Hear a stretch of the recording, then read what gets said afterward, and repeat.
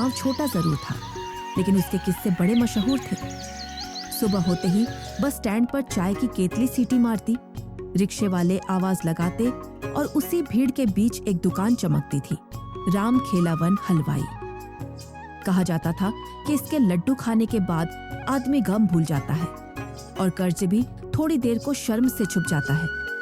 दुकान के बाहर टंगा बोर्ड दूर से ही लोगों को हंसा देता था। अरे हलवाई जी, ससुराल वाली लाइन सच है या लड्डू के साथ मजाक फ्री है? वही तो मैं भी सोच रहा था कि सेठ जी ने कहीं ये लाइन यूं ही तो नहीं लिखा रखी है।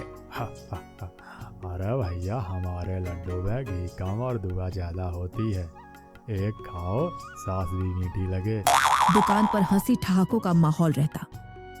राम खेलावन बातों का खिलाड़ी था।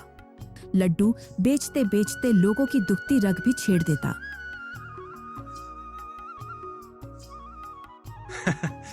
आज का लड्डू कुछ हल्का लग रहा है राम खिलावन भैया। हल्का नहीं भैया, ये जमाने के हिसाब से फिट है। मोटा लड्डू तो अब टैक्स में चला जाता है।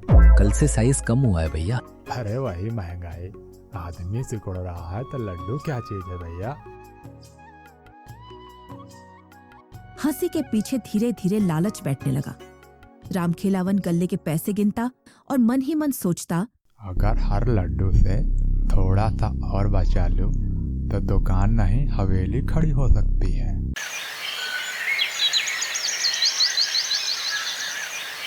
उस दिन से घी की मात्रा घटने लगी, बेसन सस्ता आने लगा, ऊपर से वही पुरानी हंसी।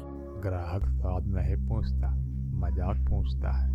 जब तक हंस रहा है तब तक सब ठीक है। अरे भाई, ज्यादा लालच ठीक नहीं, ऊपर वाला सब देखता है।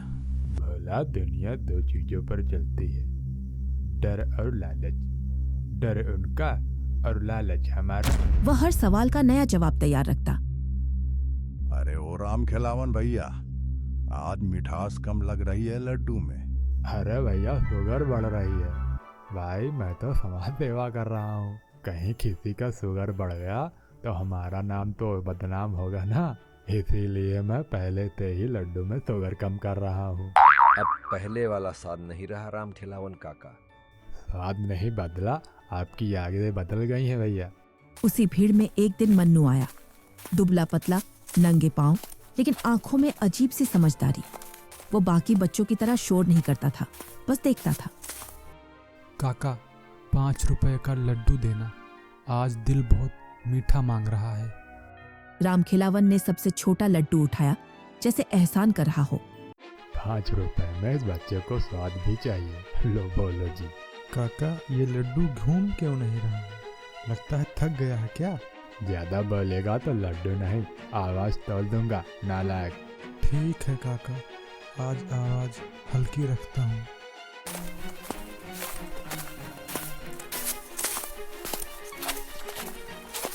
समय ने पलटना शुरू किया।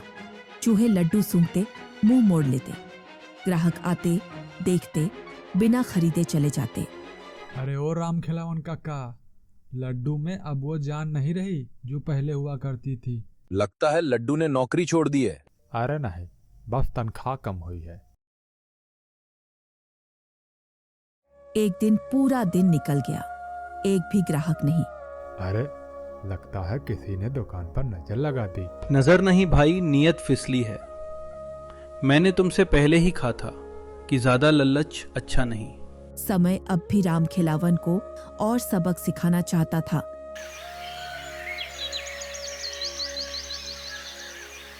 अगले दिन राम खिलावन देखता है कि उसकी दुकान के सामने किसी ने एक नई दुकान खोल दी है। अरे बोला, ये क्या हो रहा है यहाँ? लगता है किसी ने नई दुकान खोल ली है सेठ जी। हे भगवान, अब ये नया सिर दर्द क्यों भेज दिया?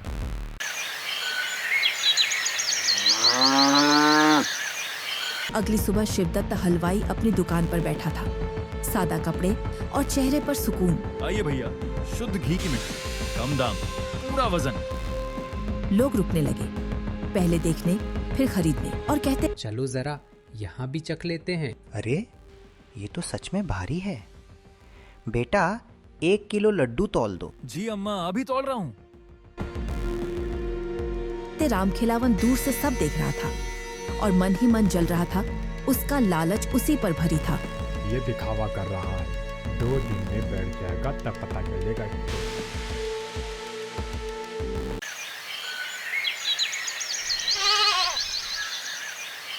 दिन बीतते गए। शिवदत्त की दुकान पर भीड़ बढ़ती गई और रामखिलावन की दुकान और सूनी होती गई। भाई, लोग उधर ज्यादा जा रहे हैं। लगता है हमारे बुरे दिन शुरू हो गए। यानी दे, सस्ता बेच रहा है तभी बिक रहा होगा, खुद ही घाटे में जाएगा। लेकिन सच्चाई कुछ और थी। शाम ढल रही थी। मन्नू फिर आया। इस बार उसकी हंसी भी धीमी थी। काका, आज दुकान चुप क्यों है? क्योंकि किस्मत मुंह फेरे बैठी है बच्चा। मन्नू ने वही लड्डू निकाला जो पहले दिन लिया था। ये लड्डू मैंने गाय को दिया था, लेकिन उसने सूंघा और फिर छोड़ दिया। अरे वाह, जानवर भी समझ गया। जानवर नहीं काका, सच्चाई समझ गई। आपका लालच आपको ले डूबा। उस रात रामखिलावन सो नहीं पाया।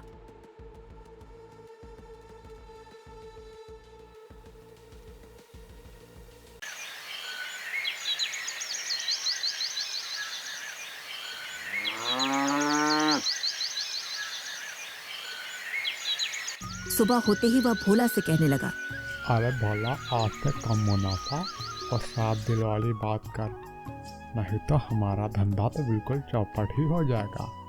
अब तो घाटा पक्का है सेठ जी। घाटा तब होता है दोस्त जब आत्मा बिक जाए। अब मैं दोबारा नहीं करूँगा।